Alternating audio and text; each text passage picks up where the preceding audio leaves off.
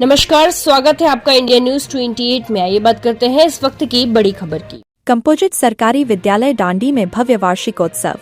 बच्चों ने दिखाई प्रतिभा। सरस्वती प्रतिमा पर दीप प्रज्वलित कर सरस्वती वंदना के पश्चात स्वागत गीत के पश्चात आए हुए अतिथियों का स्वागत किया।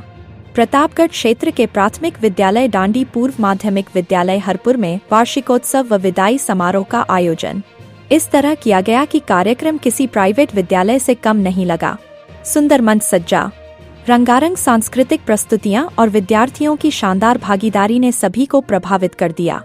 कार्यक्रम में छात्र छात्राओं ने गीत, नृत्य और विभिन्न सांस्कृतिक कार्यक्रम प्रस्तुत कर अपनी प्रतिभा का प्रदर्शन किया। उपस्थित अभिभावकों व ग्रामीणों ने बच्चों की प्रस्तुति की जमकर सराहना की। साथ ही वरिष्ठ विद्यार्थियों को भावभीनी विदाई भी दी।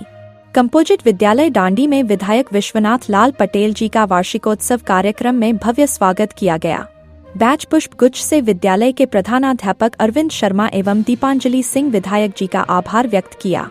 प्रतिनिधि राविन पटेल, प्रधान संघ अध्यक्ष राजेंद्र सिंह बबऊ, ग्राम प्रधान टिकरी विनय सिंह, रामानंद, मनोज सिंह, प्रतिनिधि चंद्रशेखर पटेल, पूर्व माध्यमिक शिक्षक संघ मांधाता अध्यक्ष जियालाल, प्रधानाध्यापक अरविंद शर्मा, निर्भय गिरी पूर्व माध्यमिक शिक्षक संघ उपाध्यक्ष प्रयागराज मंडल, संतोष कुमार द्विवेदी, दीपांजलि सिंह, पूर्व शिक्षक दिनेश पांडे, सूर्यांश कुमार सहित अन्य शिक्षक व गणमान्य लोग उपस्थित रहे।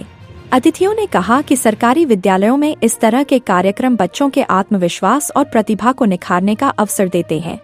कार्यक्रम में बड़ी संख्या में अभिभावक व ग्रामवासी मौजूद रहे और बच्चों का उत्साहवर्धन किया। प्रतापगढ़ जिला ब्यूरो अवनीश कुमार मिश्रा की रिपोर्ट।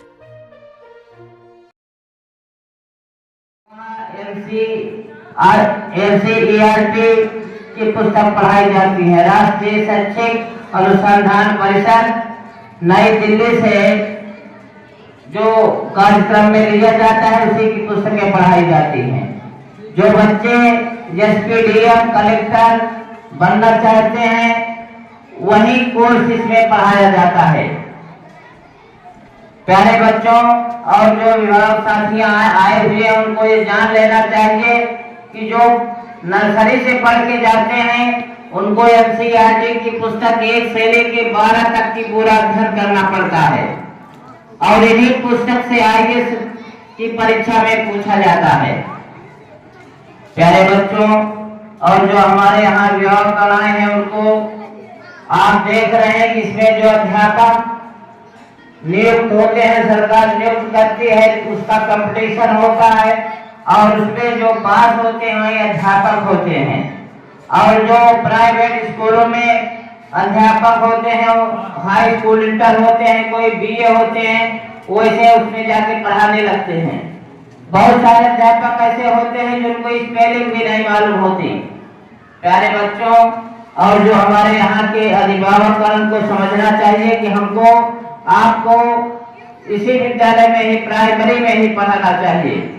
अब हम उन बच्चों को भी कुछ बातें बताना चाहता हूँ। प्यारे बच्चों, आप यहाँ पर पढ़ने के लिए आए हो, किसी के माँ बाप अच्छे घर के, उनके पास पैसा है, कोई ऐसा भी विद्यार्थी है जिनके माता पिता कृषक हैं, कुछ ऐसे भी बच्चे हैं जिनके माता पिता मजदूर भी हैं। ये जो पढ़ाई होती है पैसे से नहीं होती, अमीर गरीब से नहीं होती।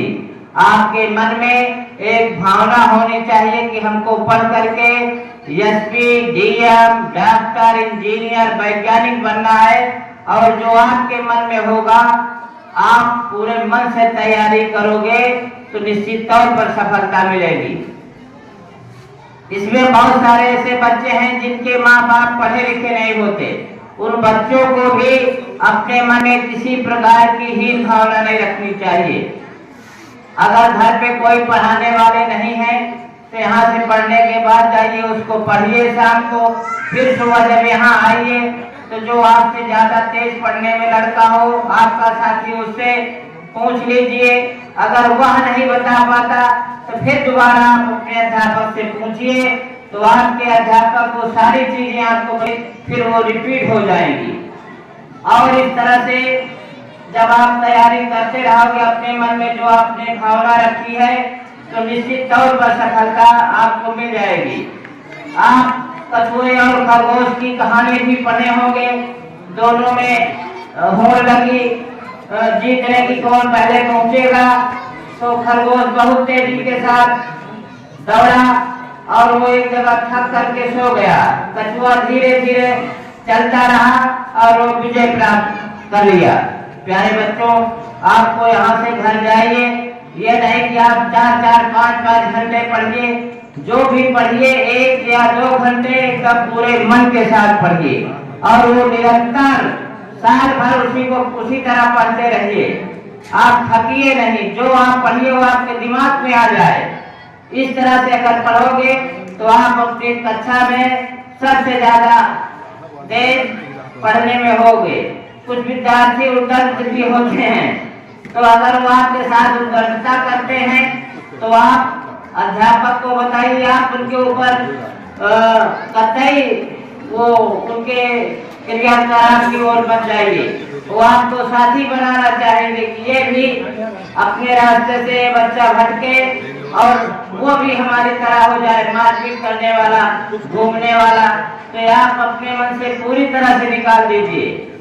और जब आप यहाँ से पढ़कर निकलोगे, प्राइमरी के बाद जूनियर हाई स्कूल जाओगे, वहाँ भी उसी तरह करिए। इस तरह से आप जब इंटर तक पढ़ लेंगे कायदे से, तभी आपके गुरुजी बता रहे थे कि सरकारी में जो जाते हैं, जब आप नीट की परीक्षा, IIT की परीक्षा जब देंगे, तो जब यहाँ पढ़ने में अच्छे रहोगे तो आपका पहली बार में सिलेक्शन हो जाएगा। तो आप एक इंजीनियर बन जाओगे, डॉक्टर बन जाओगे। और जो बच्चे उसके बाद भी तैयारी करेंगे IAS की, PCS की, फिर उसमें आ जाएंगे। कुछ लोग शोध करेंगे, वो वैज्ञानिक हो जाएंगे। तो इस तरह से आप निरंतर प्रयास करते रहिए और आपके मन में जो भी होगा आप वो बन जाएंगे। जब आप कुछ बन जाएंगे तो आप अपने कुल का, अपने गांव का, अपने जिले का और अपने देश का नाम रोशन करेंगे और आने वाले समय में आपके कंधों पर इस देश का भार होगा और आपको देश को अच्छी दिशा की ओर ले जाना है और पूरे दुनिया में भारत को ऊपर उठाना है, सबसे विकसित देश बनाना है। इसलिए ये काम आपको करना है और आप सब लोग पूरी मेहनत के साथ, आप ही नहीं, आप जो बनोगे पूरे देश के लिए बनोगे, पूरे राष्ट्र के लिए बनोगे। इसलिए पूरे मन के साथ आप पढ़ाई करिए। जय हिंद, जय भारत, वंदे मातरम।